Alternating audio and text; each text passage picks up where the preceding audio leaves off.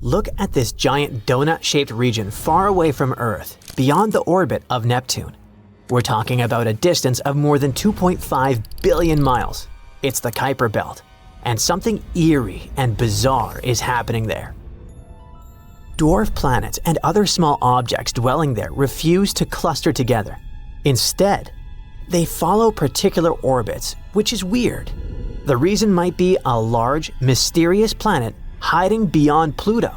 Its gravity might be messing up the orbits of those Kuiper space bodies. Hear me out. Our solar system is made up of the Sun and everything that goes around it because of the star's strong gravity. This includes the 8 main planets: Mercury, Venus, Earth, Mars, Jupiter, Saturn, Uranus, and Neptune. There are also smaller things like moons, asteroids, and Pluto.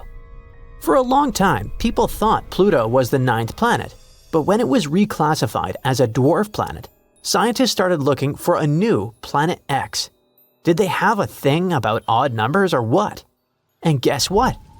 Some really think there might be a big, icy planet hiding far, far away beyond Neptune. This mystery planet is often called Planet 9.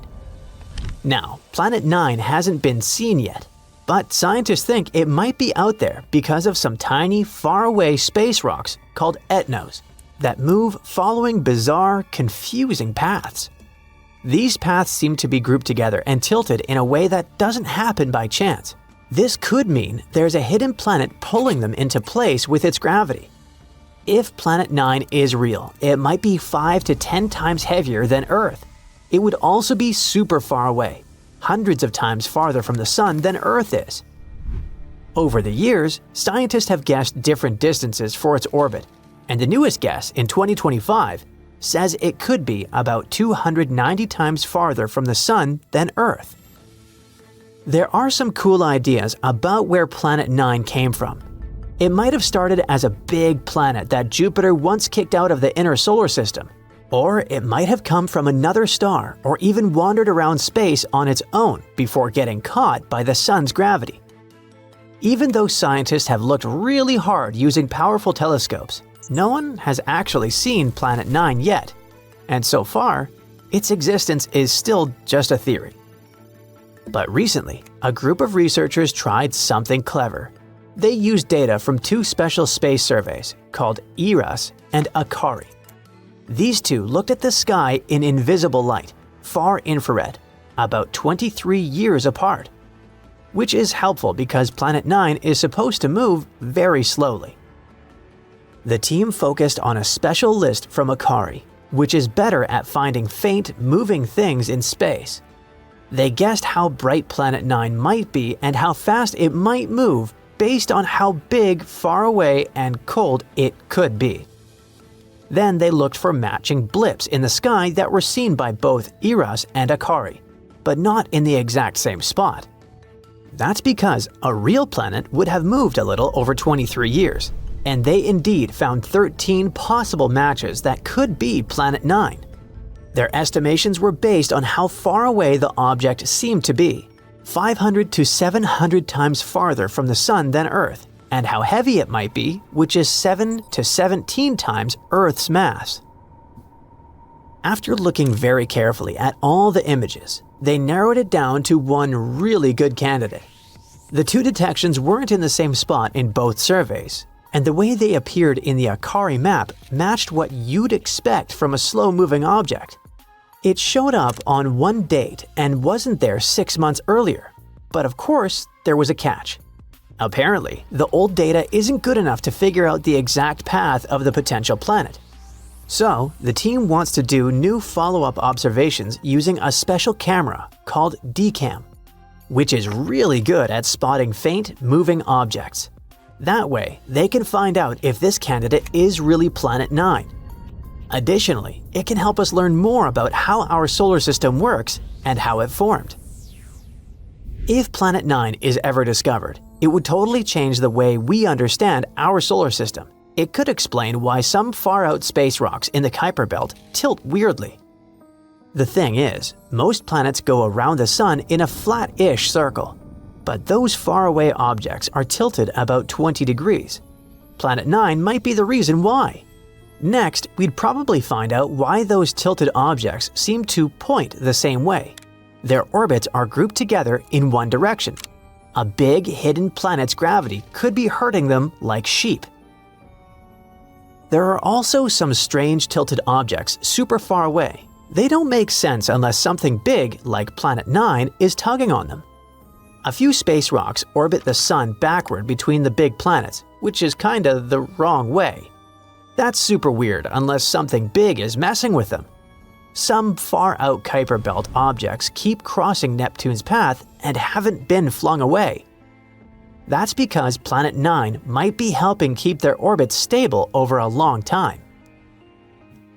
Another cool thing is that if Planet 9 existed, it would be a super-Earth, a kind of planet we see a lot around other stars, but we don't have in our solar system yet. So finding one here would make our solar system more like the others out there. Throughout history, people have been wondering if there could be hidden planets far beyond Neptune, even before Pluto was found. Back in 1880, a guy named George Forbes guessed there might be 2 unknown planets way out there, one about 100 times farther from the Sun than Earth, and the other about 300 times farther. He thought these mystery planets might be pulling on some comets and changing their orbits, kind of like how Jupiter does with the comets near it. In 2004, scientists found a weird little world called Sedna. It had a strange path around the Sun that didn't seem to be affected by any of the known planets. Its closest point to the Sun, called perihelion, is way too far for Neptune to be the reason. This made some scientists wonder if Sedna got pushed into its path by a hidden planet, maybe even something as big as Earth or bigger. Others thought maybe it was a star that flew by a long time ago, or another star that formed near ours. Then, in 2014, another odd object was discovered. It had a very similar orbit to Sedna, which made people even more suspicious that there could be something big out there messing with their paths. This kicked off a new round of the Planet X or Planet 9 hunt. At a meeting in 2012, a scientist named Rodney Gomez said that maybe there was a big, hidden planet around 1,500 times farther from the Sun than Earth. He thought it could explain the orbits of other odd objects, like some far-out comets and centaurs, small bodies that wander among the giant planets. At that time, those who supported the Planet 9 theory believed that if it existed, it would move around the Sun in a huge, stretched-out circle called an elliptical orbit. It would be about 400 to 800 times farther from the Sun than Earth is, about 13 to 26 times farther than Neptune. If it really had that kind of orbit, it would take around 10,000 to 20,000 years to go around the Sun just once. Plus, if it indeed orbited the Sun, it wouldn't follow the same flat path as the other planets. Its path would be tilted by about 15 degrees to 25 degrees. The farthest point in its orbit, called aphelion, would be in the direction of the Taurus constellation. As for the closest point, it would point towards Serpens, Ophiuchus, or Libra. As for the composition of Planet 9, it would probably be a lot like Uranus or Neptune. It would have a thick atmosphere made of hydrogen and helium, and it would be super cold, negative 375 degrees Fahrenheit. Its core would be made of iron, and its middle layer would be full of rock and water ice. At the same time, if the planet was smaller and denser, then it might be more like Earth, with a rocky surface instead of a gassy one. According to a scientist named Mike Brown, if Planet 9 was real, a space probe would reach it in about 20 years if we used a powerful slingshot path around the Sun. For thousands of years, people knew only about the planets Mercury, Venus, Mars, Jupiter, and Saturn, which they could see using simple telescopes, or even by the naked eye if conditions were good. But in the late 18th century, a famous astronomer named Sir William Herschel discovered a new planet that was icy blue in color. At first, people thought it was a star, but later they realized it was a planet. Today, we know it as Uranus, a planet that's more than 19 times farther away from the Sun than Earth. It's so far away that it takes Uranus 84 years to complete one trip around the Sun. This astronomer also discovered many other interesting things in space, like double stars and nebulae. In the mid-1800s, scientists noticed something pulled Uranus and strangely tugged its orbit. They thought there must be another planet out there, and they used math to predict where it would be. Finally, in 1846, they found Neptune using a telescope. It was too faint to see with the naked eye because it was too far away from the Sun. It was all so exciting. Who knows how many other planets could be there, lurking in the darkness of our solar system? Back in the mid-1800s, astronomers noticed something unusual was happening in the sky. A small rocky planet named Mercury was behaving strangely. It didn't follow the predictable orbit that was expected of it. One of the astronomers was a brilliant French scientist named Urbain Le Verrier. He came up with a theory that there could be another planet in our solar system no one had yet discovered. It would be located somewhere between Mercury and the Sun. This hypothetical planet, which he named Vulcan after the Roman god of fire, would have an incredibly hot surface, and it could be a potential explanation for Mercury's strange behavior. He never surely claimed Vulcan was really the one thing disturbing the orbit of Mercury. But, excited by the possibility of discovering a new planet, astronomers all over the world took the idea of Vulcan. For a planet that didn't exist, people committed to developing ideas and getting information about it. Some scientists didn't think it was likely that they had missed another planet as big as Mercury. It would have been hard not to see it by then. But there was a tiny chance of a smaller planet existing inside Mercury's orbit that was too close to the Sun, so no one could see it. One theory said it was about 13 million miles away from the Sun. Mercury is the planet with the most eccentric orbit in our solar system, but the closest point it gets to the Sun is about 28.5 million miles. This means Vulcan would be under half of that distance. The theory moved on, saying that if Vulcan existed, it would orbit the Sun every 19 days and 18 hours, and its path would be tilted about 12 degrees relative to the path of other planets in our solar system. Vulcan's position at its furthest point from the Sun would still be too close to the Sun to be seen with the naked eye, even during twilight.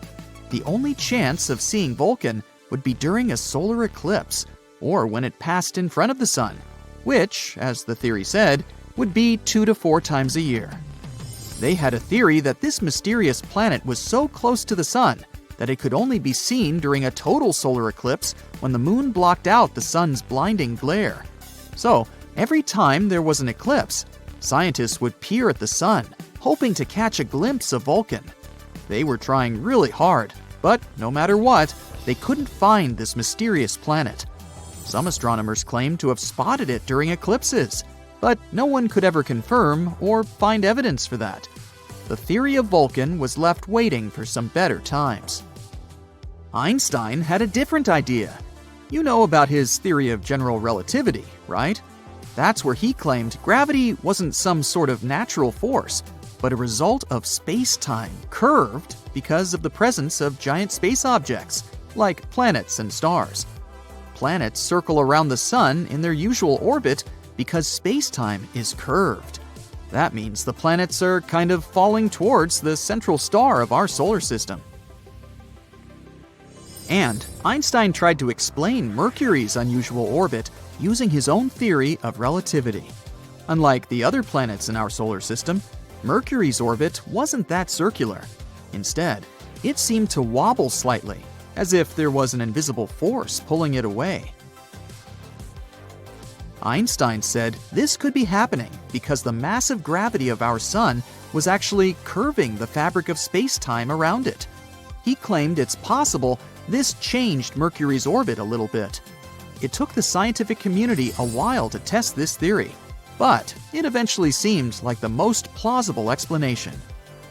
Even though Einstein's theory gave us a more elegant explanation for Mercury's strange orbit, some scientists were still holding out hope for Vulcan. It was especially hard to let go of the idea of Vulcan because Mercury is also the planet that's really hard to see from where we're standing. But later, more and more scientists started accepting Einstein's theory above their imagination. And they would observe a total solar eclipse specifically to test Einstein's theory of relativity, not because of Vulcan. And Vulcan is not the only hypothetical planet everyone was talking about. In the newer age, some believe there could be a mysterious planet lurking in the outer part of our solar system. But this one is more likely to exist. No one has seen it directly yet, but computer simulations show this so-called Planet 9, or Planet X, is probably somewhere there beyond Neptune. Neptune and Planet X could be similar in size. Planet X could be 10 times more massive than Earth and circles around our Sun in an elongated shape, which is on average 20 times farther from the Sun than Neptune. A year there may last between 10,000 to 20,000 Earth years.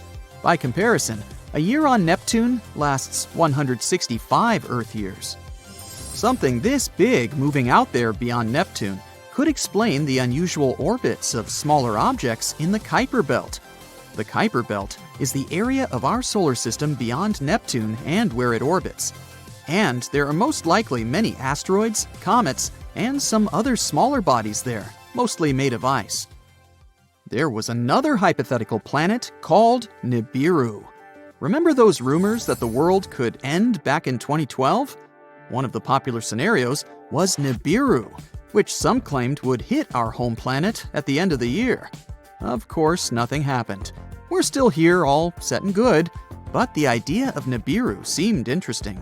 Stories started in the 1970s when a man named Zecharia Sitchin mentioned Nibiru in his book, The 12th Planet, claiming it orbits the Sun every 3,600 years. But there's no chance a planet with such an eccentric orbit wouldn't disrupt other planets in our solar system with its gravity. And if it was really coming that close to Earth in 2012, we were supposed to be able to see it with the naked eye. Some simple calculations showed Nibiru would have been nearly as bright as Mars at its dimmest and brighter than the faintest stars you see from a city. Oh well, maybe we'll have more luck in the next 3,500 and something years. In 2011, a comet named Elenin appeared that many people thought could be Nibiru.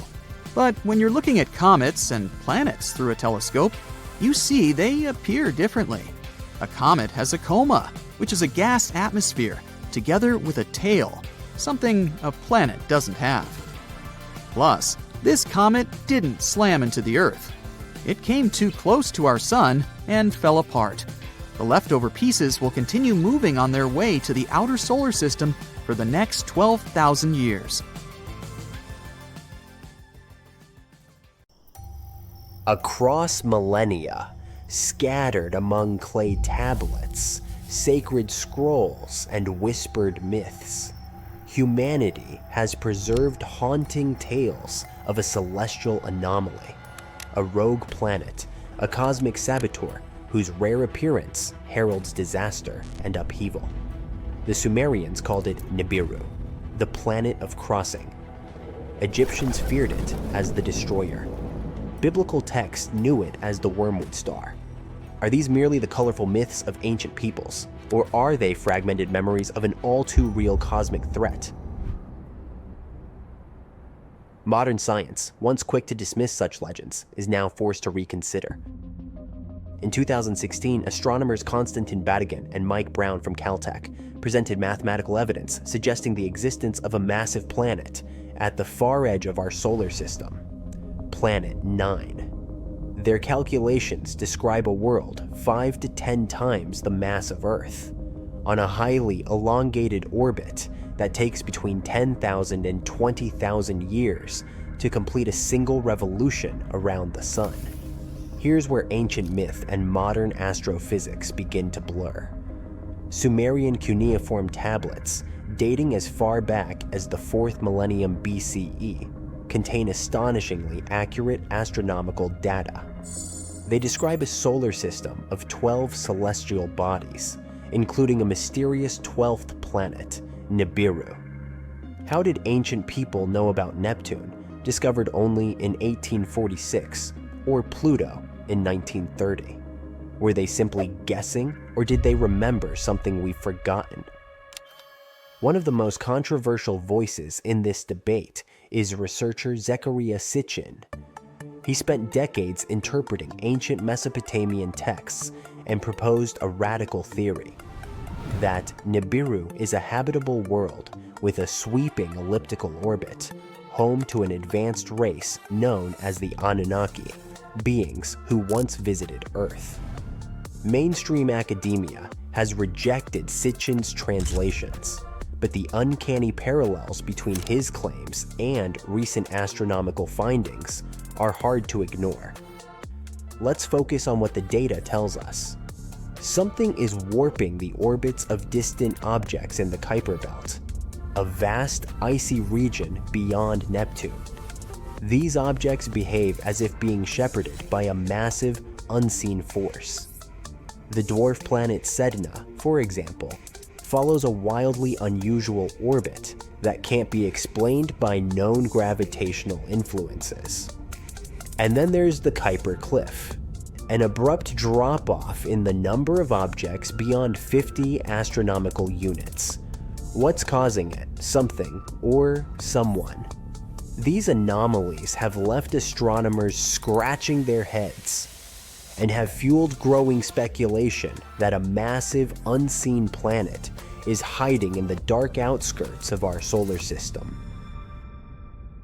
Ancient texts from multiple civilizations describe apocalyptic upheavals linked to a celestial intruder. The Egyptian Ipuwer papyrus eerily recounts plagues and chaos. The river is blood, the earth turned upside down, days are shrouded in darkness.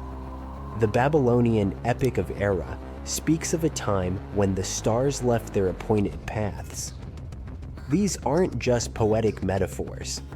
They're historical shockwaves echoing from a forgotten trauma. So what happens if Nibiru, or Planet 9, makes its next approach? Even without a direct collision, the consequences could be catastrophic. Its gravity might tilt Earth's axis, triggering sudden climate shifts. It could awaken tectonic fault lines and stir dormant volcanoes. Disturbed asteroid belts might send deadly space rocks hurtling toward us. It could disrupt our magnetosphere, disabling electronics and satellites. But perhaps the most chilling aspect of this theory is the cycle. Sumerian texts suggest that Nibiru returns roughly every 3,600 years. If this is true, its last passage might have occurred around 1600 BCE, a time curiously aligned with the collapse of Bronze Age civilizations, a period marked by mass migrations, natural disasters, and inexplicable cultural decline. Was this coincidence or consequence? The clock might be ticking again. Today, the hunt for Planet 9 continues, using the world's most powerful telescopes and cutting-edge simulations. We stand on the edge of either confirming the greatest myth ever told, or revealing that ancient peoples tried, in the only language they had, to warn us. It may not bear the name Nibiru. It may not carry golden tablets or alien emissaries. But if it exists, its return will reshape everything we think we know about history, science, and our place in the cosmos. One thing is certain, our solar system is far from tamed. It harbors secrets in its coldest, darkest corners, riddles older than civilization itself. And perhaps, just perhaps, the old stories were never stories at all. Maybe they were prophecies. Maybe they were the echo of survivors. Maybe the star of change is already on its way.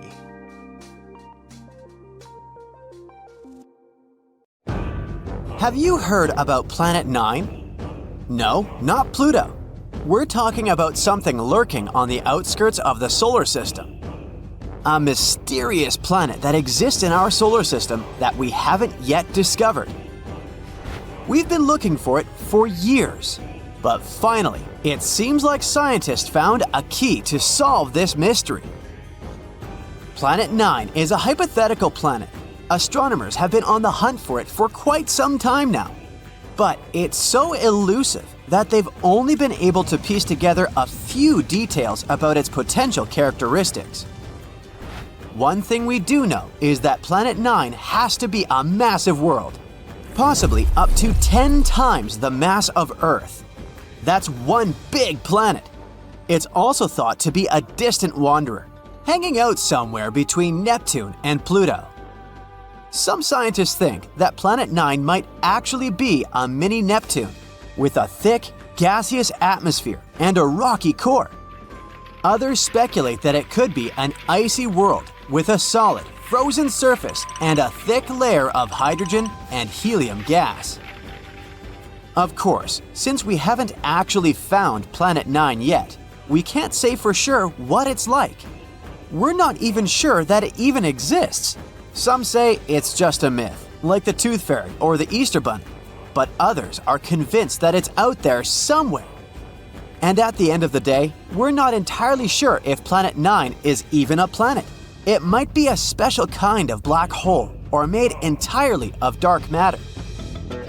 The search for Planet 9 began in the early 21st century when a group of astronomers realized that something wasn't quite right with the outer reaches of our solar system.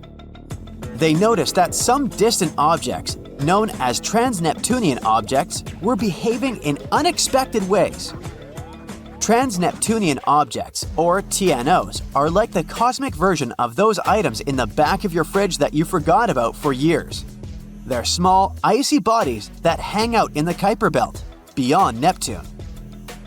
So, scientists noticed that these guys started behaving weirdly. At first, they thought it might be a fluke. But as they dug deeper, they began to suspect that there was a ninth planet lurking out there.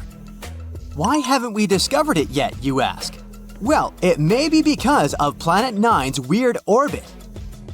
All the other 8 planets orbit the Sun in roughly the same plane, which is like a flat disk. However, our hypothetical friend's orbit is different. It might be tilted and move in a different direction compared to the other planets. Its orbit might also be stretched out like an oval, rather than being nearly circular like usual. Because of this, Planet 9 might spend most of its time far from the Sun, like a true introvert.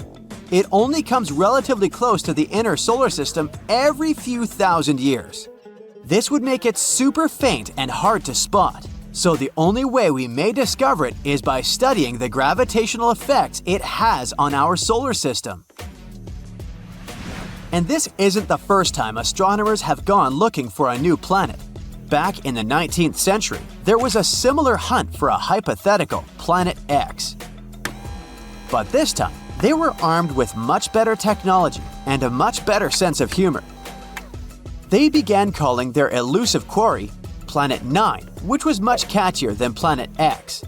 They even came up with a hashtag for the search, Pluto Lives. It was a reference to the fact that Pluto had been kicked from the planet gang and some astronomers were eager to find a new planet to take its place.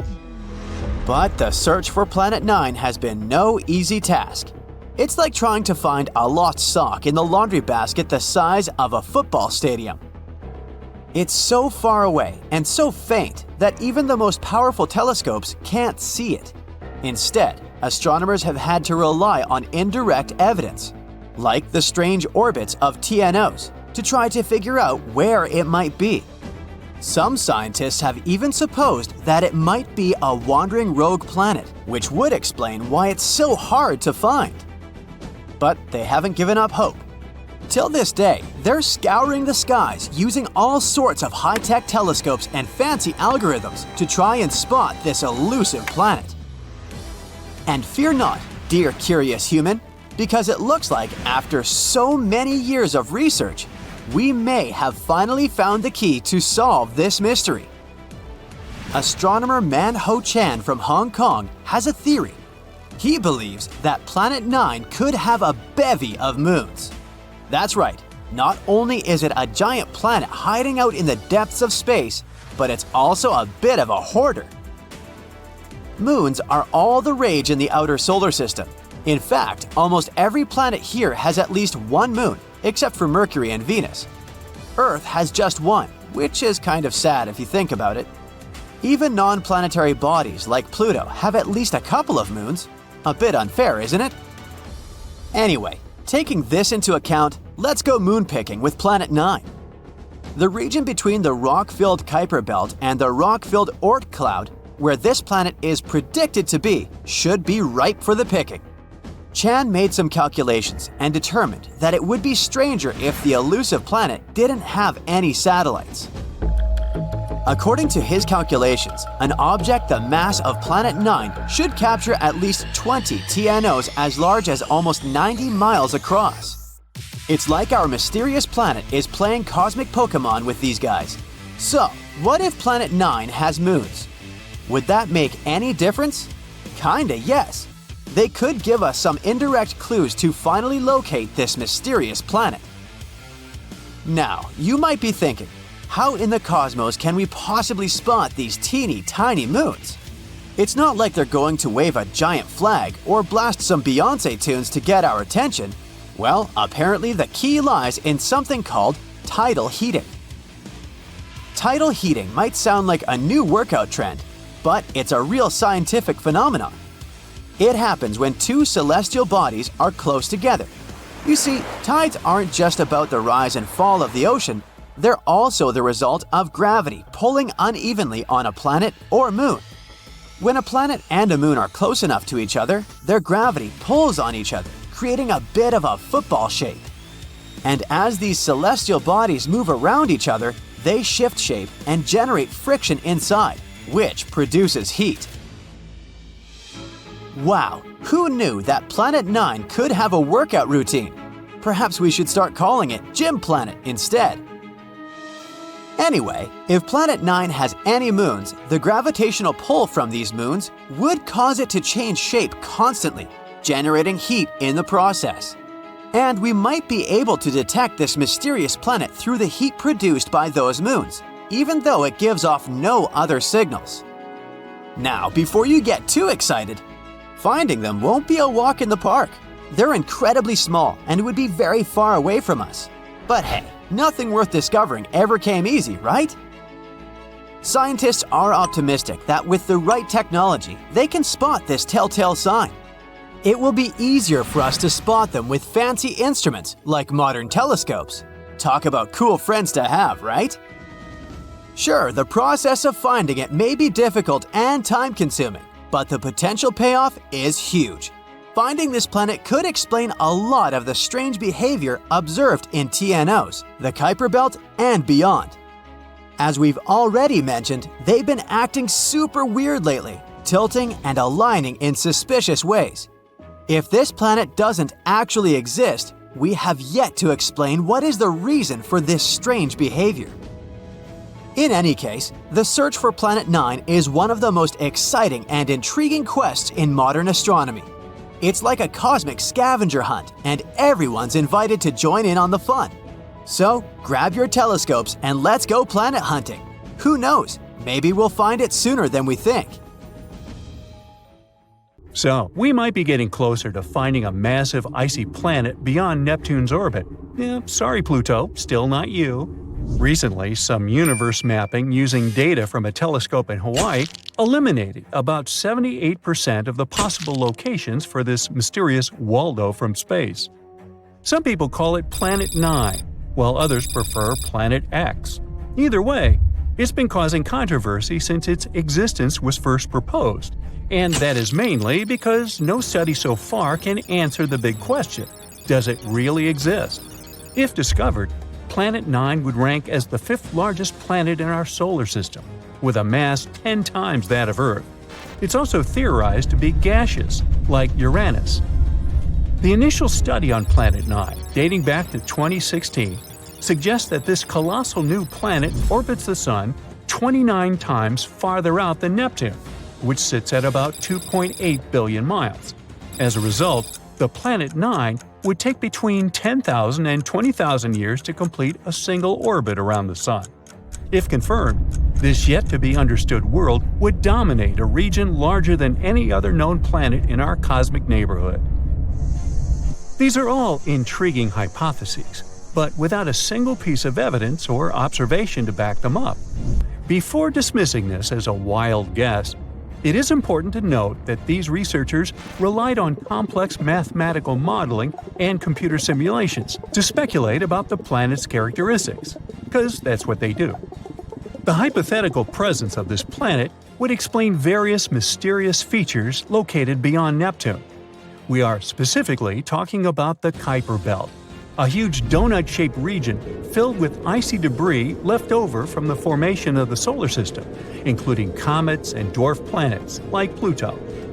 What happens is that the 6 farthest objects in the Kuiper Belt exhibit elliptical orbits that are all oriented in a similar direction within physical space and tilted approximately 30 degrees downward relative to the orbital plane of our 8 known planets. What's strange here is that despite their distinct orbital velocities around the solar system, they maintain this alignment. The likelihood of such alignment occurring randomly is extremely low, around 0.007%. So here comes Planet 9, a hypothetical massive celestial body that offers a plausible explanation for this strange phenomenon, potentially exerting gravitational influence to shape these orbits. The initial theory didn't hold up for long, facing accusations of observational bias and calculation errors. Then, in 2017, another study popped up, sparking back the idea that maybe Planet 9 is out there after all. This time, Spanish astronomers tried a novel approach, focusing on observing extreme trans-Neptunian objects. These celestial bodies orbit the Sun in highly stretched elliptical paths, with average distances exceeding 13 billion miles. The research suggests that the distances between these objects' nodes and the Sun might provide clues to Planet 9's location. You see, these nodes are the points where a celestial body's orbit intersects the solar system's plane. When these objects reach these points, they're more likely to interact with other solar system bodies, potentially causing significant changes in their orbits or even collisions. So, if the trajectory of these extreme trans-Neptunian objects remains stable, everything's fine. But if it's not, well, that's a sign that something else, something big, is messing with their path. And that's exactly what the research found. There is something unseen out there, throwing these objects off course. And that something could be a planet, chilling at a distance between 300 to 400 times farther from the Sun than Earth. To this day, the study of the extreme trans-Neptunian objects is the strongest evidence we've got for Planet 9's existence. And if you're still not convinced by this theory, know that strange motions like these have led to planetary discoveries before. Neptune, for instance, was spotted because Uranus's motion didn't quite agree with the predictions of Newtonian gravity. But the deflection of its orbit could be explained if it was caused by a pull of an undiscovered planet. And just like that, we discovered Neptune. Now, the year is 2021, and there's all this buzz about Planet 9 again. After correcting some old guesses, studies are now leaning towards the idea that this mystery world follows an epic loop around the Sun every 7,000 years. That is massive news, because it means this planet might be closer than we ever thought, making it easier for our telescopes to spot it. The paper also suggests there is a whopping 99% chance that the funky orbits of these distant objects are all because of this unseen planet, not just some cosmic coincidence. Now, the odds of this whole situation being a fluke are down to a 1 in 250 chance, which is much better than the 1 in 10,000 chance back in 2016. All these optimistic numbers have brought us to where we are today, keeping our hopes and working on better equipment to continue the mission of spotting Planet 9. As mentioned earlier, researchers in Hawaii created some kind of treasure map utilizing the Panoramic Survey Telescope and Rapid Response System to eliminate 78% of its locations. This is great news, considering how challenging it is to find a planet-sized needle in a cosmic haystack. But unfortunately, Planet 9's presence remains a ghost in the dark outer reaches of our solar system. Enthusiasts are still convinced of its existence and believe it is only a matter of time before we celebrate the discovery of Earth's new cosmic cousin. They're putting their hopes on the Vera C. Rubin Observatory, which is currently under construction in Chile and is scheduled to begin science operations in late 2025. Over the course of 10 years, this observatory will scan the entire southern hemisphere sky every few nights with a 27-foot, fast-moving telescope equipped with the largest digital camera in the world. The idea is to catalog everything in the solar system, reaching out to and beyond Neptune, and tracking the movements of millions of celestial objects, including space junk, asteroids, comets, and stars. If Planet 9 is indeed out there, this next-generation telescope could be the one to find it. The existence of this mysterious planet is far from being universally accepted in the scientific community. That is simply because Planet 9 isn't the only explanation for the strange phenomenon occurring beyond Neptune. One theory suggests that a group of distant objects, such as dwarf planets, comets, and moons, might be collectively influencing the orbits of the extreme trans-Neptunian objects. Others believe that a black hole is behind all this. These compressed masses are some of the densest objects in the universe, potentially capable of affecting the orbits of other masses, like how this supposed ghost Planet 9 is believed to be doing. Another bold perspective suggests that our current understanding of the laws of gravity is flawed, actually incomplete. This theory, known as modified Newtonian dynamics, proposes that these distant icy objects exhibit strange behavior not due to influence from another planet, but rather because the immense gravitational field of the Milky Way is influencing them. However, even supporters of this theory acknowledge that it is too early to draw firm conclusions, and much more extensive research is still required. While we continue our relentless hunt for Planet 9, some astronomers have taken it a step further, suggesting the existence of a hypothetical Planet 10. This world has a mass and size like that of Mars or Earth and is located on the edges of the Kuiper Belt.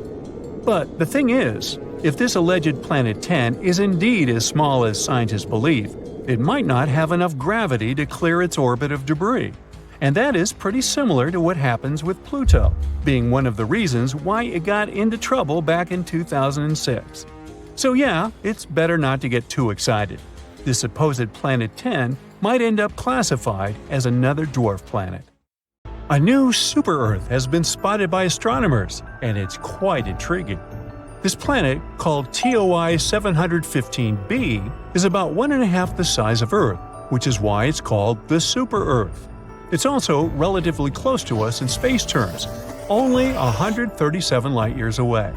For comparison, most exoplanets are hundreds of light-years away, and all the interesting stuff, like black holes and nebulas, are usually more than thousands of light-years away from us. So, could it be habitable? The habitable zone is an estimate of where a planet might have the right conditions for liquid water. This is what we call some distance from the star, where the temperatures on the planet should be okay-ish, and water should stay liquid on its surface. It's not super precise, because it depends on a bunch of factors like the type of star, how reflective the planet is, its size, and so on. Also, just being in this zone isn't enough for water to actually be there. The planet also needs the right kind of atmosphere and a few other things.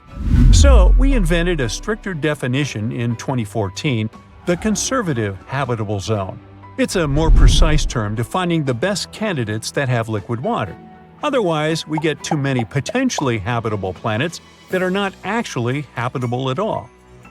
The CHZ is based on how much energy a planet gets from its star compared to Earth. If a rocky planet gets between 40 to 85%, it's considered to be in the CHZ, no matter how far away it is from its star. These planets have a higher chance of being habitable. And yes, TOI 715b is located there. This super-Earth orbits the M-type star, also called red dwarf. It's a star that's much smaller and cooler than our Sun, about a quarter of the Sun's size and mass. But if the planet is located in the habitable zone, it's actually a better option for life. Red dwarfs live much longer than our Sun, a yellow dwarf. This also means that they have more time to form little creatures on their planets. And this red dwarf really is older than our star. Our Sun is 4.6 billion years old, and this star is 6.6 billion years old, give or take a few hundred million. It doesn't have much magnetic activity, so it's not dangerous. It doesn't flare up like younger red dwarfs. These flares can be super strong and might even hurt planets by taking away their atmospheres. Although some planets around it do have thinner atmospheres, it seems like this red dwarf has already gone all out. These red dwarfs are where we're looking for planets that could support life right now. Our super-Earth is really close to its star, zooming around it in just 19 days. Since the star is small and the planet is so close, the planet passing in front of its star happens a lot and looks really clear. This makes it easy for telescopes like the James Webb to study its atmosphere without needing too much time. Now, speaking of the James Webb Space Telescope, it's bringing us into a new era of understanding distant planets beyond our solar system. Imagine being able to see what gases make up the air on a planet millions of light years away. James Webb will help us to find worlds that could support life. Right now, it's trying to figure out whether TOI 715b has an atmosphere. If it does, its atmosphere might be easier to spot compared to a planet that's drier and denser. And then we might get even more height because it would look like a good place for life. On top of all that, there might be another planet in this system, also in the habitable zone. We're not sure whether it's really there, it's just a candidate with a crazy name. But if it turns out to be real, it would be about the size of Earth. Also, it would be the smallest planet in the habitable zone ever spotted by the TESS telescope. Now, another cool thing about TOI 715b is that it cannot just have water on it, but be an entire water world. An ocean planet is a type of planet that has an ocean covering its surface or has subsurface oceans. They might not have much dry land because the water can cover everything. Sometimes the entire planet can be covered in other liquids, like lava or ammonia. When it comes to planets outside our solar system, we can't see surface water directly with our current technology. Instead, scientists look for water vapor in the atmosphere as a hint there might be liquid water below. And of course, we wonder if these planets can have life, hopefully not in the form of Leviathan-like monsters. Our models show that planets with oceans might be pretty common in our galaxy. This means there could be lots of ocean worlds out there waiting to be discovered. But the most important part about TOI 715b is that it's in the so-called small planet radius gap. If we give the planets a lineup, there will be those that are bigger and smaller than Earth. But there's a sudden gap in planets that are about from 1.5 to 2 times bigger than ours. Where are they? This gap is interesting to scientists because it tells us something about how planets form and change over time. It's not that planets don't form in this size range. They actually start off larger and then lose some of their mass, like a balloon gradually deflating. Perhaps it happens because of how they orbit their stars, with stars blowing away some of their mass as they dance around it, as our Sun does with gas from comet tails. This gap holds a lot of mystery, and planets, like our new super-Earth, are clues that could help us unravel it. We aren't sure whether it exists around red dwarfs. Maybe it's a gap in how dense these planets are, rather than in their actual size.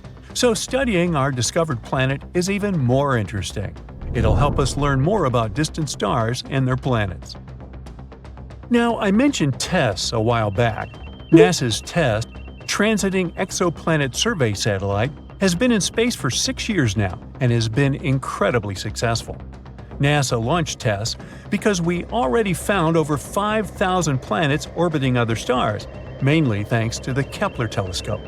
But Kepler mostly found large planets, not necessarily like Earth. we decided to focus TESS on finding smaller Earth-like planets around nearby bright stars, making them easier to study with future telescopes. Here's how it works. The camera observes stars and looks for changes in their brightness.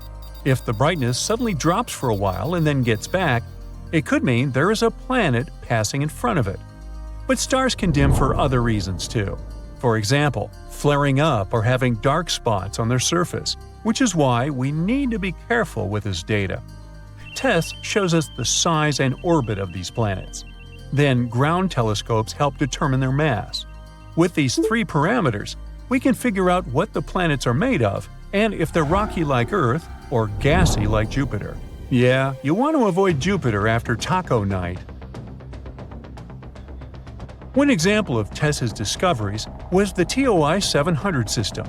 There, it discovered its first ever Earth-like planet, TOI 700d.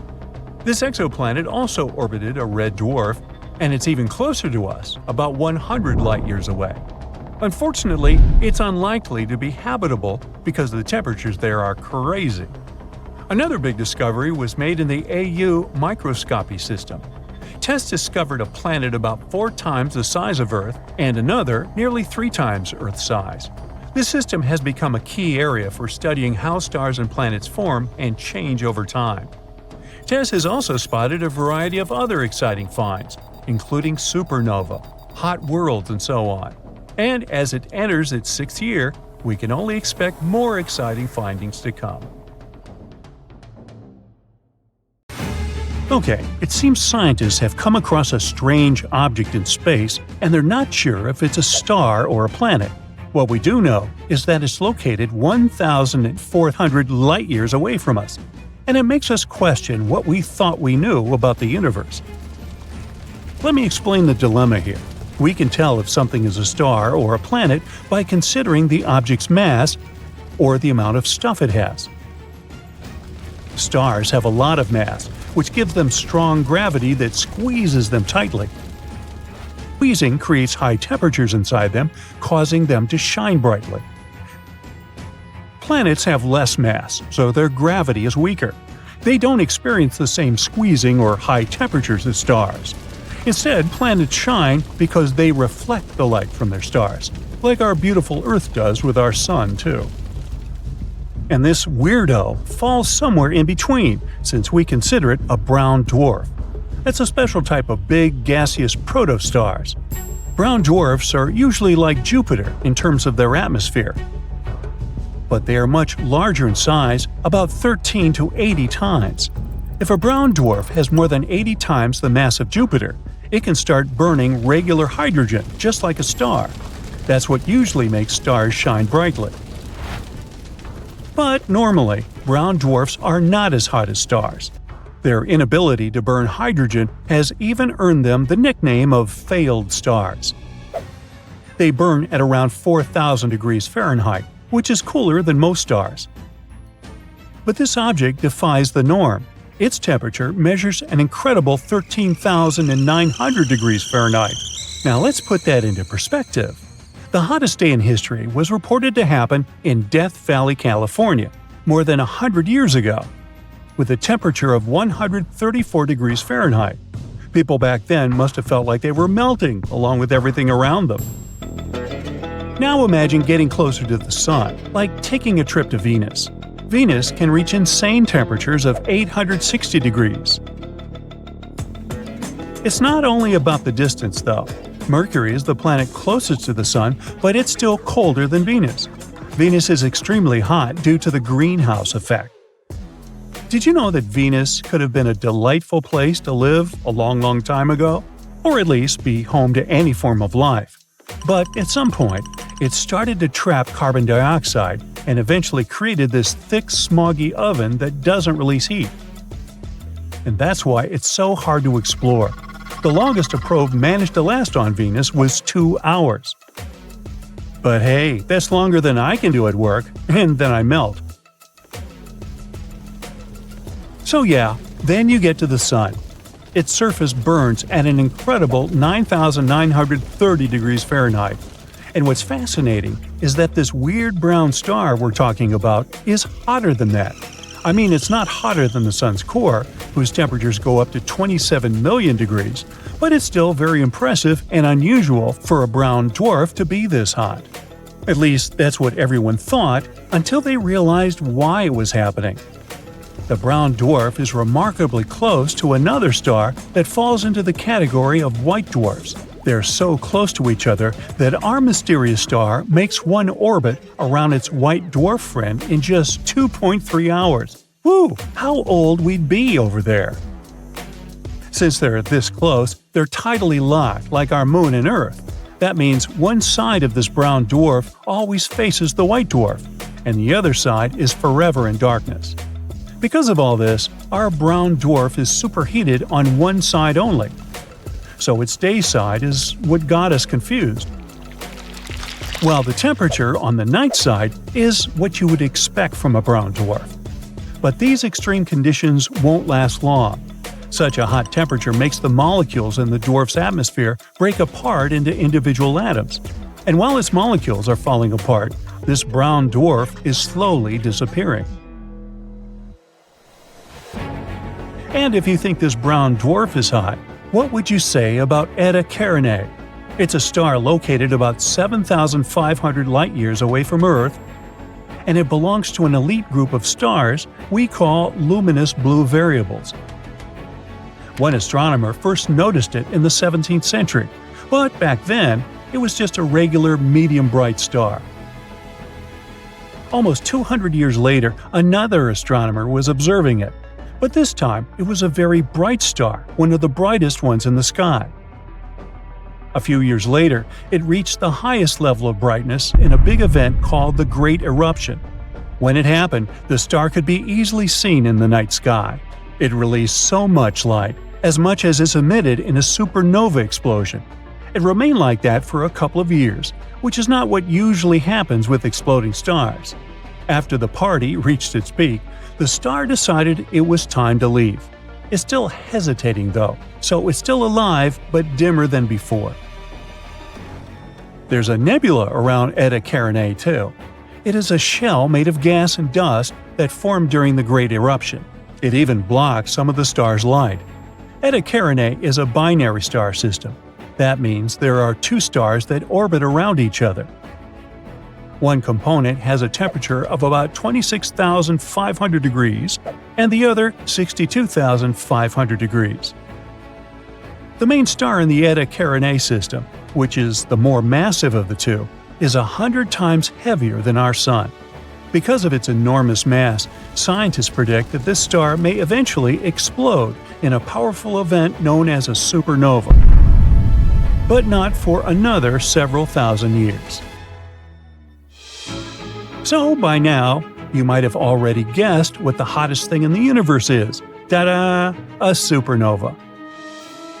The supernova is what tells us that the life of a star has ended. We're talking about the most powerful explosions in space. They happen when a star that's between 8 and 40 times more massive than our Sun flops. Its core can no longer create enough energy through a process called fusion, so the star can't even handle its own gravity. It's like a stellar burnout, too much work a star can't handle, and its core just collapses. During a supernova, the temperatures in the star's core can get 6,000 times higher than in the core of the Sun. Or sometimes, a specific type of star called a white dwarf suddenly restarts its nuclear fusion, and bam, you get a supernova again. Kepler's supernova happened at the beginning of the 17th century, and it was the last really big supernova event we directly observed from Earth. On average, supernovas in our galaxy happen 3 times every century. I mean, we got a smaller supernova in 1987 too, when a blue supergiant exploded in one of the Milky Way's satellite galaxies, which we know as the Large Magellanic Cloud. This explosion was so strong, people could even observe it with the unaided eye, even though it was incredibly far, 168,000 light-years away from our home planet. What a topic for summer days, huh? But check this out. We can also talk about the hottest thing people have ever created, made in a surprising place, Switzerland. Nah, we're not talking about a super hot chocolate. A group of scientists there created a subatomic soup called a quark gluon plasma. In this experiment, the temperature got 250,000 times as hot as the sun's core. The purpose of this experiment was to recreate the conditions that existed shortly after the Big Bang, when the universe was still in a state of chaos. Okay, let's get even more extreme. In theory, things can get even hotter. Have you heard of the Planck temperature? It's an insanely hot temperature with numbers so high we can't even imagine. A supernova is like tepid tea compared to this madness. And who even knows what the matter does at these temperatures? Okay, I'm done. Now we take you back to your regular universe. Bye now. Hundreds of millions of rocks orbit the Sun within the asteroid belt between Mars and Jupiter, but only some of them come relatively close to Earth. NASA classifies asteroids orbiting within 30 million miles of our planet as near-Earth objects, and inside this group, there are particularly worrisome objects. Those are so large and orbit so closely to our home planet that they could turn into a real threat to the world should a direct collision occur. At the moment, NASA is keeping a close eye on an asteroid named Bennu. It's a fairly large space object that might smash into our planet in 159 years. According to the experts, the asteroid, which was first spotted in 1999, is quite likely to drift into the orbit of our planet. If it happens, it might collide with Earth by the 24th of September, 2182. Asteroid Bennu is thought to be taller than the Empire State Building. If that hits our planet, the collision will release 1,200 megatons of energy. That's an enormous amount of energy that nothing built on Earth could produce. Scientists from NASA believe that during the flyby in the 22nd century, there's a tiny chance that the asteroid will pass through a gravitational keyhole. That's a region of space that might set the space traveler on a certain path, which could result in the asteroid crashing into Earth. Bennu flies by our planet every 6 years. It has had 3 close encounters with Earth in 1999, 2005, and 2011. These days, scientists estimate the chance of the asteroid hitting our planet by 2182 as 1 in 2,700. That's more than 5 times a person's chance of being struck by lightning. But even though Bennu's chance of colliding with Earth are quite low at the moment, the space rock has still been categorized as a, quote, potentially hazardous asteroid. All because it might come as close as 4.65 million miles from Earth. That's the reason why it's also classified as a near-Earth object. Bennu is a carbon-rich asteroid that was formed in the first 10 million years of the history of the solar system. That's around 4.5 billion years ago. No wonder this space body holds precious clues to the origin and development of the rocky planets of our solar system, which are, as you recall, Mercury, Venus, Earth, and Mars. Even better, it may contain organic molecules, similar to those that are crucial for life to evolve. In 2020, NASA's OSIRIS-REx managed to briefly touch the surface of the asteroid. It collected some samples and propelled off the space rock afterward. For NASA, it was the first mission of this kind. But it won't probably come as a surprise that Bennu isn't the only asteroid we should worry about. Asteroid 99942, Apophis, is another space body we'd better watch out for. It's a near-Earth object about 1,100 feet across. It was discovered in 2004, and at first, it was identified as one of the most dangerous asteroids ever detected. Apophis gained notoriety very fast. It was believed to pose a serious threat to Earth. Experts predicted that it would come uncomfortably close to our planet in 2029. Luckily, after a more careful examination of Apophis and its orbit, astronomers concluded that there was no risk of the asteroid colliding with our planet for at least a century. The risk of an impact in 2029 was ruled out completely, as well as the potential impact that could be caused by the asteroid's close approach in 2036. Interestingly, until March 2021, there was a small chance of a collision in 2068. But then Apophis made a flyby of Earth, and astronomers took this chance to use powerful radars to estimate the asteroid's orbit around the Sun more precisely.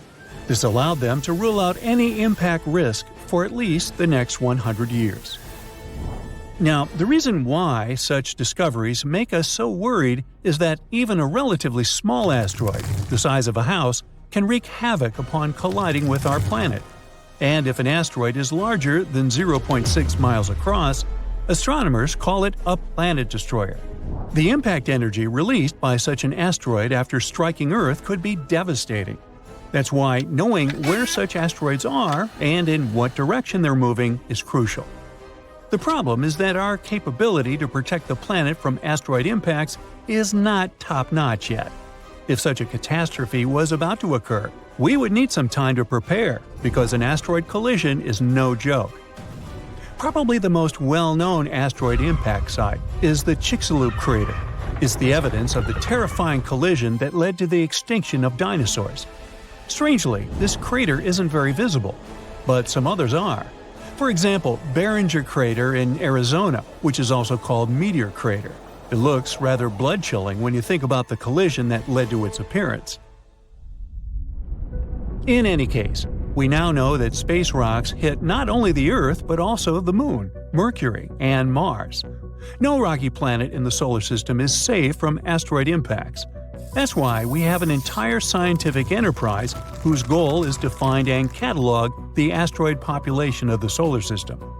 Now, it might sound a bit scary, but there are around 25,000 asteroids larger than 460 feet in diameter near the orbit of our planet. Such a space rock is large enough to wipe an entire city off the face of the Earth. So far, less than 50% of such asteroids have been detected and tracked. There are also an estimated 230,000 objects equal to or larger than 160 feet in size. Those are capable of destroying a concentrated urban area, and still fewer than 8% of those have been detected. There are also tens of millions of smaller near-Earth objects. They are larger than 33 feet across and might cause some surface damage. Less than 1% of such small space bodies have been discovered so far. Now, the thing is, the inner solar system is extremely challenging for asteroid search. Each night, there are only 2 10-minute windows when astronomers can observe the region, all because the sun's glare creates a very bright background glow. Plus, the atmosphere of our planet also distorts and blurs observations. Spotting asteroids in such conditions is beyond the capabilities of most telescopes. A unique instrument is needed to fulfill this task, and the tool of choice is the Dark Energy Camera at Cerro Tololo Inter-American Observatory in Chile. This device wasn't designed to hunt asteroids. Researchers built it to search for another elusive target, dark energy, the mysterious force driving the expansion of the universe. The DEC is supposed to observe hundreds of millions of galaxies. That's why it's both wide and deep. This way, it can both peer deep into the universe and capture a wide field of view, which helps it record the motions of galaxies and the conditions in the early age of the universe. But it also means that the DEC is perfectly suited to spotting asteroids near the Sun. Inner asteroids are rare, and deep images are necessary because such asteroids are faint. Scientists need to be able to fight both the bright twilight sky near our star and the distorting effect of Earth's atmosphere, and the DEC can help them achieve their goal. The Dark Energy Camera was built to carry out the Dark Energy Survey, which finished in 2019. Now astronomers can direct the power of the camera towards other tasks. They claim that the DEC's survey is one of the most sensitive searches ever performed for objects near Venus's orbit and within the orbit of our planet. It provides us a great chance to find out what kinds of objects are lurking in the inner solar system.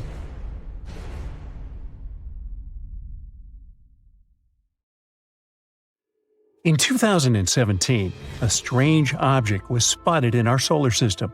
It had the shape of a long tube, similar to a pancake. No known asteroid or comet we've seen looks like that.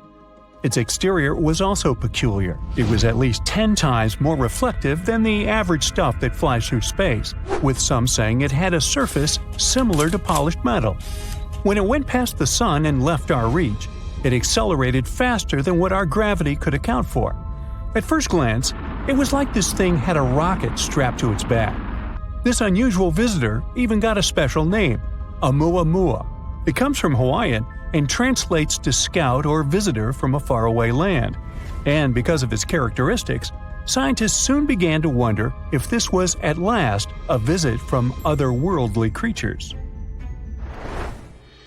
Before they went full-on with the science fiction suppositions, astronomers gathered the information they were sure about, starting with the fact that Oumuamua must have come from another solar system. There must have been some unfortunate event in its home system that led to its ejection. What they didn't know was that this was a comet or asteroid. They're both celestial objects orbiting a sun, but they have distinct compositions and behaviors. Comets are composed primarily of ice, dust, and rocky material, often referred to as dirty snowballs. When a comet approaches the sun, the heat causes the ice to vaporize, releasing gas and dust particles into space. This creates a bright glowing tail that can extend for millions of miles. Comets generally have elliptical orbits, often taking them from the distant reaches of our solar system closer to the sun. Asteroids, however, are mostly made of rock and metal. In our neighborhood, they are remnants of the early formation of the solar system and are typically found in the asteroid belt between Mars and Jupiter. Unlike comets, asteroids do not develop tails when they approach the Sun, as they have no ice. Their orbits generally follow more circular paths compared to comets. By all accounts, Oumuamua should be a comet, because it seems to come from a different location in the universe. Yet, it doesn't exhibit the typical signs of cometary activity. Oumuamua lacks a tail and does not spew out gas as it passes by, not like me. Even though it behaves like a comet, it looks more like an asteroid. Now, another big question is how scientists even managed to spot Oumuamua in the first place. Considering the vastness of space and time in the galaxy, it's remarkable. Stars have lifetimes spanning millions or billions of years, and the formation of a solar system takes hundreds of millions of years. Even the fastest objects take tens of thousands of years to travel from one star to another. In contrast, humans have only been observing the skies with telescopes for around 400 years, a tiny fraction of cosmic time. And it's only in recent decades, even years, that we've had the technology to detect and track fast-moving, dim objects. Either rocks like these are abundant, or we've been incredibly lucky with our detections, or it's simply wanted to be seen. Now, another question that was asked was where such objects could come from. It's highly unlikely that Oumuamua came from a mature, stable solar system. That's because such systems don't eject enough material to fill up the galaxy. Occasionally, a random rock might get flung out, but it can rarely travel so far. Young systems, however, act differently. In these chaotic environments, collisions, mergers, and migrations are happening everywhere. Plenty of tiny rocks roam around, perfect candidates for ejection. The solar system that kicked Oumuamua out must have had a planet similar to Jupiter. Its massive size and gravity could influence other objects in the system, causing potential ejections. But not all solar systems develop Jupiter-sized planets. Often massive planets end up close to their stars, becoming hotter versions of Jupiter. These planets, snugly orbiting a sun, are less likely to eject debris. Now, Neptune-like planets may play a role too. While not as massive as Jupiter, they tend to call the outer regions of solar systems their home. Our solar system has the Kuiper Belt, a reservoir of comets in its outer reaches. During a solar system's early stages, interactions between Neptune-like planets and debris are common. Finding Neptune-like planets in other systems has been challenging, though. Our methods for detecting exoplanets work better for massive objects close to their stars, making it difficult to spot Neptune counterparts farther out. Oumuamua was also linked to a peculiar theory about how life came to be in the universe – panspermia. Now that's a hypothesis that suggests that life exists throughout the universe and can be distributed between planets by various means, such as asteroids, comets, or even spacecraft. It says that life must have originated in one location in the universe and then spread to other celestial bodies. Fans of the panspermia theory have suggested that such interstellar objects could potentially carry tiny microbes, those building blocks of life between star systems. If such objects were to impact a planet or a moon, they could transfer these materials and seed the celestial body with life. For now, there is no evidence to support the theory that this comet in particular has transported life between star systems. After years of research, the overall consensus became that Oumuamua was indeed a comet. The reason why it moves so strangely is because it might have frozen hydrogen on its surface that reacts when touched by sunlight. The closer it got to our Sun, the faster it became, releasing that hydrogen and also changing its path to our solar system. Its color also supports this theory. It's red, which might mean it's been hit by cosmic rays for a long time. The longer it was touched by those rays, the more hydrogen it gathered in the process. But since they can't be completely sure, astronomers have a plan to follow this visitor. One idea is to send a mission to check it out. It's already far away from us, but it may not be too late just yet. We may be able to send a probe fast enough to catch up with the comet. The plan was named Project Lyra and aims to use the Earth's orbit and that of Jupiter to bounce out a probe far enough to reach Oumuamua. If it works, it will be the fastest space device we've sent out in the universe. One potential trajectory of the space probe involves the gravitational pull of our planet and that of Jupiter as a lasso effect, but not Ted Lasso. The probe will leave our planet and re-enter Earth's orbit before sending it to meet with Jupiter's pull.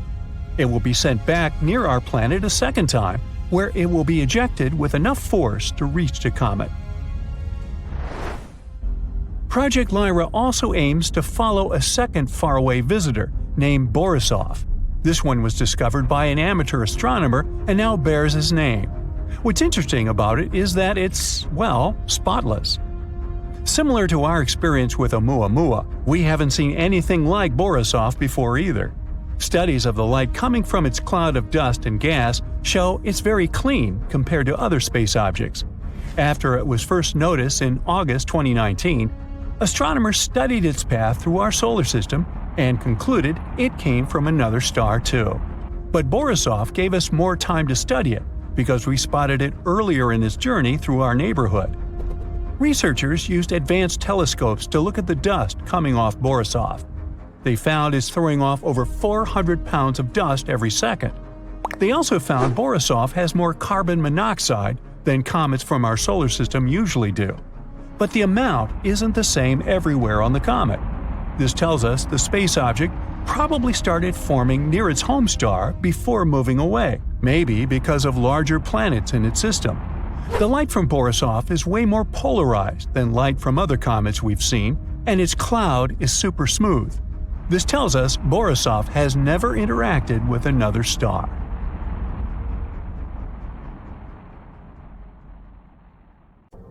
Whoosh! Debris runs through outer space all the time, often heading towards our planet. We're mostly not aware of it. Most of that debris burns up when it enters our atmosphere anyway. We do get to enjoy the bright blaze in the clear night sky because, from time to time, we see it as fleeting meteor showers. But sometimes, a meteorite is tough enough to survive the atmosphere and large enough to leave a remarkable spot on our planet. We're talking about what often looks like nearly circular excavated holes. Nestled in the Colorado Plateau in northern Arizona, Barringer Crater is a rimmed pit in the shape of a bowl we also call Meteor Crater. It's relatively young since it formed only 50,000 years ago. There was this enormous iron meteor that hit at eye-watering speeds of up to 26,000 miles per hour. It exploded so hard that the meteorite excavated an amazing 175 million tons of rock. Daniel M. Barringer first identified this crater.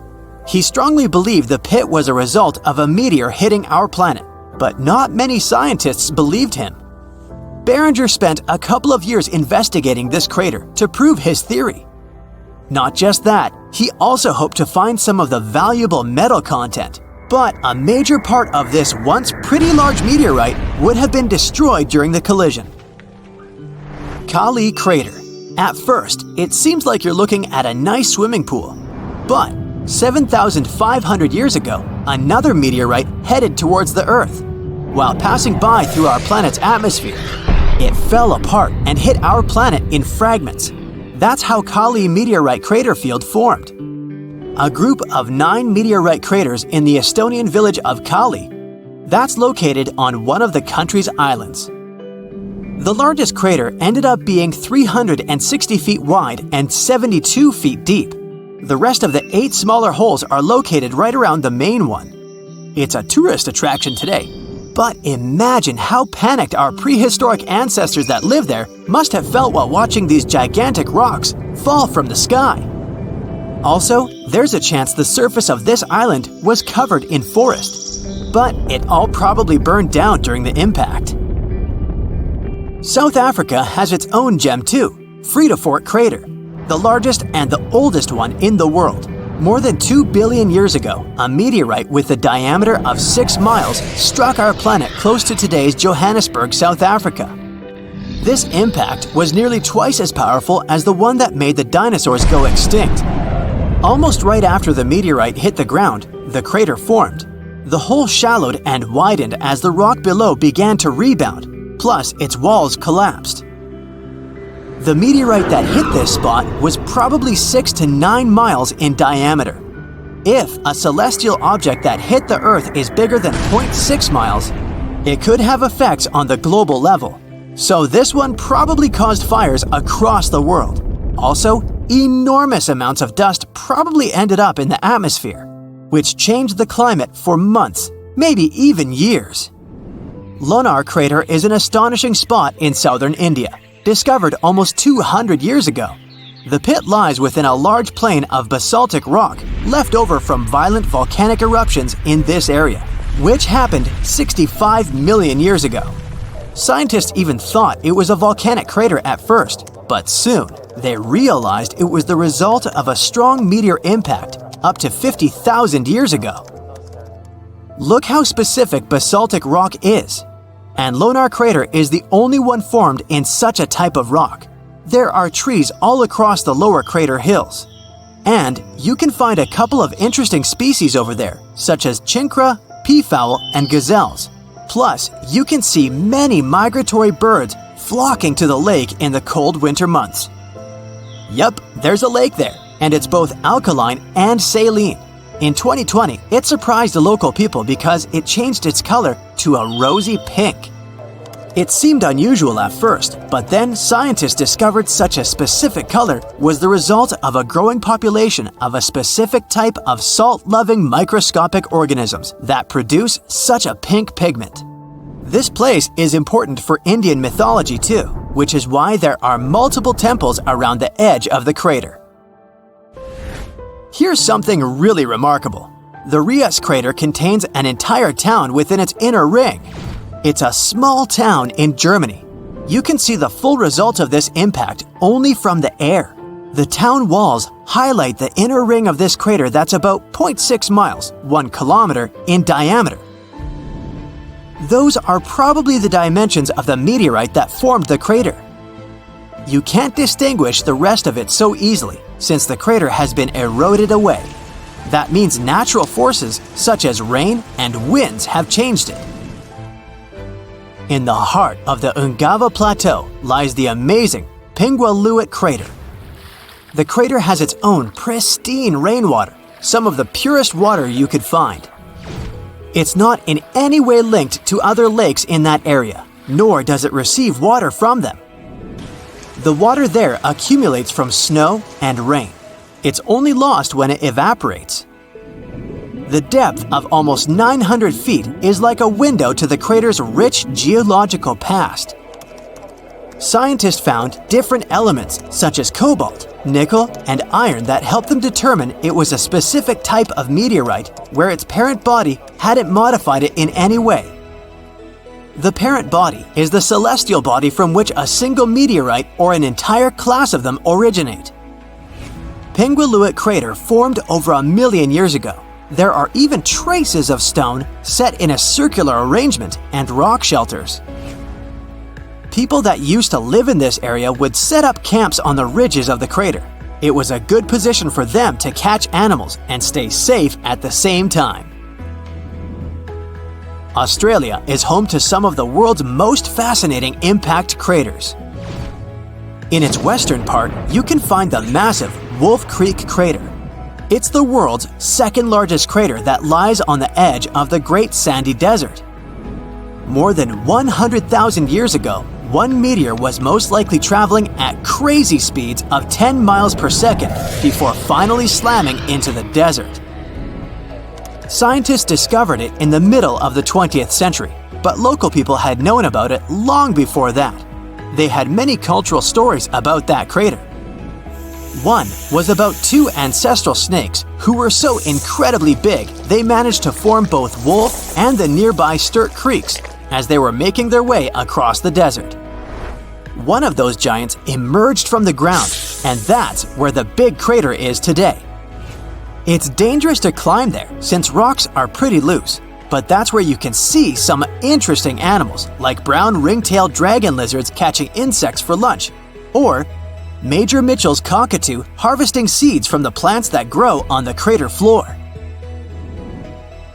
Another must-see crater in Australia is Goss's Bluff. It lies in the heart of the continent, sandwiched between the James Range and the McDonnell Range.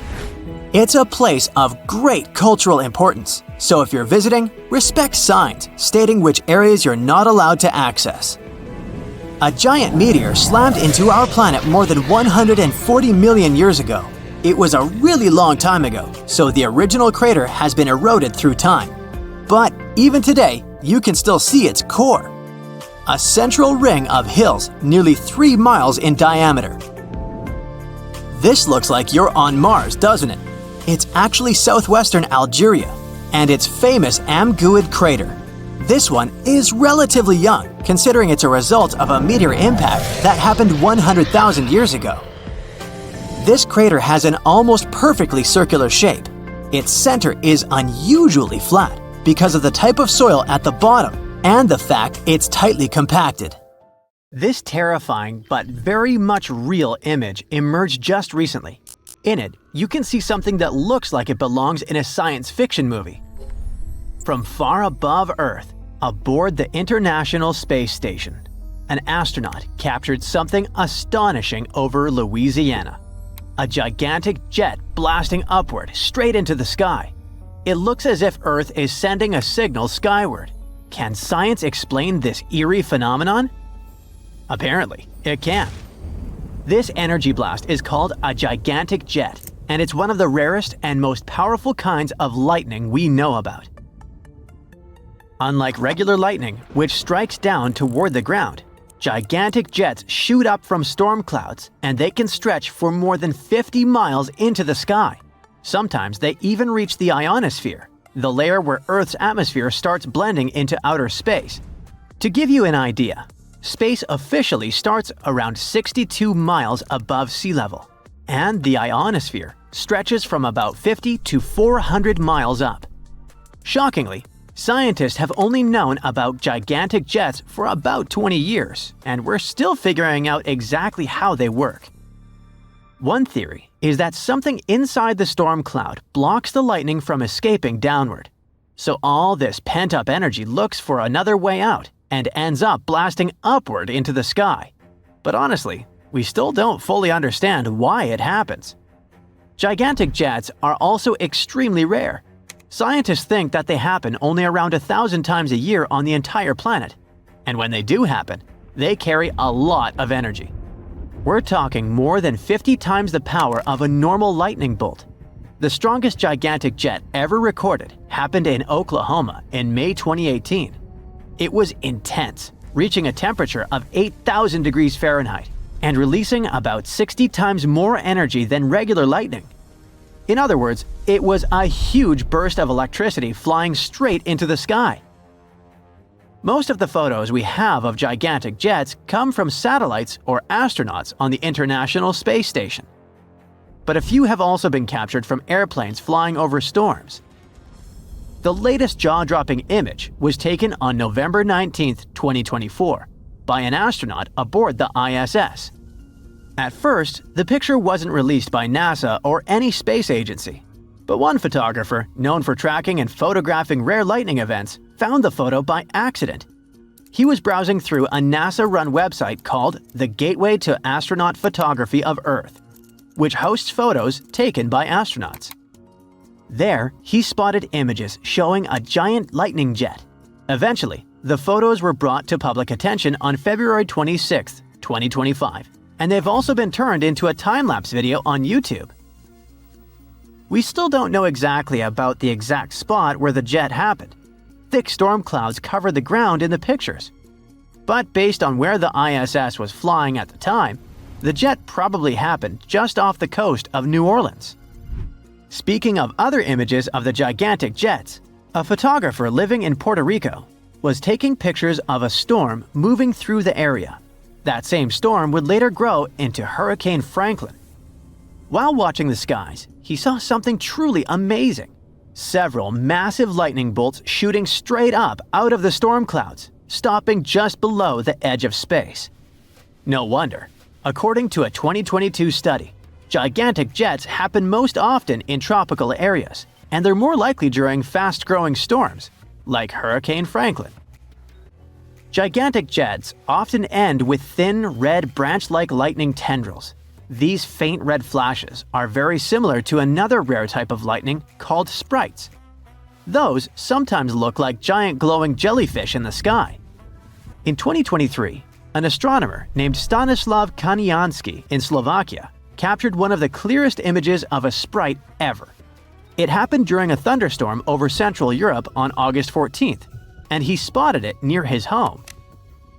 In the photo, you can see a huge glowing red structure with zigzag patterns stretching over 31 miles across the sky. But like all sprites, it only lasted a fraction of a second before fading away. Sprites happen when lightning sends electrical energy upward into the upper part of Earth's atmosphere, instead of just downward like regular lightning. This energy creates glowing strands of plasma, which is basically electrified gas, way up in the ionosphere. Since sprites are so fast and often hidden by thick clouds, they're very hard to photograph. But Kaniansky got lucky. The thunderstorm was about 200 miles away from him, so he had a clear view just above the tops of the storm clouds. That perfect angle helped him capture this stunning phenomenon. There are many different kinds of lightning, and some of them are not only rare but also super dangerous. Let's take ball lightning, for example. It's exactly what it sounds like, a glowing, floating ball of light that appears during thunderstorms. It's also one of the weirdest and most mysterious forms of lightning. People have seen these strange light balls, usually about the size of a grapefruit, slowly spinning or hovering just above the ground. Some even say they've seen them float through closed windows or suddenly appear indoors, then vanish after about 10 seconds. For hundreds of years, no one really knew what caused ball lightning. Scientists had no explanation, and most sightings were based on eyewitness stories. Then, in 2012, someone finally managed to capture ball lightning on camera. Since then, different ideas have come up to explain what ball lightning really is. One of the newest theories suggests that the ball is actually a tight bubble of super compressed air. This compressed air bends and spins white light in all directions, making it look like a glowing ball rolling around in the sky. And according to the researchers, ball lightning can be almost 1 billion times more intense than regular lightning that moves in a straight line. Then there are elves. They look a lot like sprites, but instead of looking like jellyfish or dancing shapes, elves appear as huge glowing rings or halos in the sky. And they're massive. An elf can spread out to be up to 185 miles wide. You can even spot them from space or through thin clouds during the day. Dark lightning is probably one of the strangest types of lightning, and most people don't even know it exists. Unlike regular lightning, it doesn't produce a bright flash. Instead, it gives off intense bursts of radiation, especially gamma rays, the most energetic form of light found in nature. Dark lightning happens when high-speed electrons slam into air molecules inside a storm cloud. This creates a burst of gamma rays. They're so strong that they can mess with satellites hundreds of miles away in space. In rare cases, when a plane flies through a thunderstorm, these flashes can hit the aircraft. Some passengers could get a quick dose of radiation, about the same as a full-body CT scan. But worry not. Scientists say these occasions are extremely rare and not a reason to be afraid of flying. And finally, there's positive lightning. You see, lightning is still kind of a mystery, even for scientists. But here's the basic idea. Inside a storm cloud, tiny pieces of ice bump into each other and build up electric charges. Some become positive, others negative. Most of the lightning we see comes from the bottom of the cloud, where there are lots of negative charges. These reach down and zap the ground. But sometimes, lightning comes from the top of the cloud, where positive charges hang out. That's called positive lightning, and it only makes up about 5 to 10% of lightning strikes. Most of the time, those positive charges just zap other parts of the cloud. But sometimes, they shoot all the way down to the ground. That's why positive lightning can strike even when the sky looks clear, because it comes from way up high in the cloud, sometimes miles away from the storm itself. The scariest part is that regular lightning can reach about 300 million volts, while the charge of positive lightning can be up to 1 billion volts. That means positive lightning is much stronger and more dangerous.